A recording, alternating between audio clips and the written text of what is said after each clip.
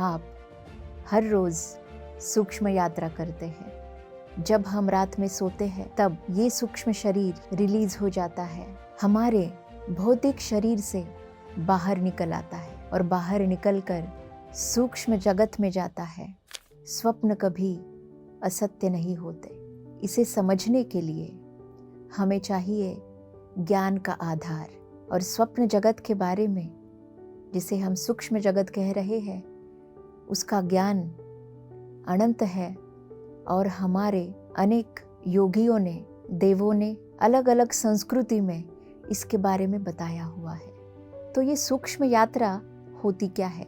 सूक्ष्म यात्रा एक ऐसा आत्मा का अनुभव है जो आत्मा अपने भौतिक शरीर से बाहर जाकर सूक्ष्म जगत में जाकर अनुभव कर कर वापस आती है। इसका अर्थ, अगर आप जानते हैं कि हमारी जैसी आत्मा है वो इस शरीर को धारण करती है, तो उसी प्रकार ये अलग अलग शरीरों को भी धारण करती है। उसमें से ही सूक्ष्म शरीर भी एक है। जब हम रात में सोते हैं तब हमारा मन जो है वो सो जाता है, उसे आराम की आवश्यकता होती है। और जब वो सो जाता है, जिसे हम कहते हैं कॉन्शियस माइंड को सोने की आवश्यकता होती है, उसे रिलैक्स होने की आवश्यकता होती है। और जब हम कॉन्शियस माइंड से निकलकर सबकॉन्शियस माइंड में चले जाते हैं, तब ये सूक्ष्म शरीर रिलीज हो जाता है, हमारे भौतिक शरीर से बाहर निकल आता है और बाहर निकलकर सूक्ष्म जगत में जाता है, जहाँ पर अनेक प्रसंग, अनेक अनुभव, अनेक संकल्पनाओं को ढूंढता है।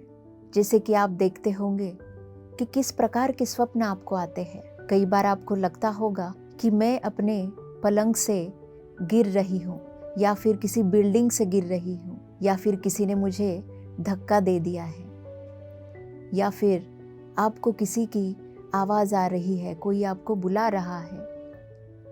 लेकिन जब ये सब कुछ होता है और आप अचानक से उठ जाते हैं, कोई आपको उठा देता है, तब आपको लगता है ये तो मेरे स्वप्न में हो रहा था।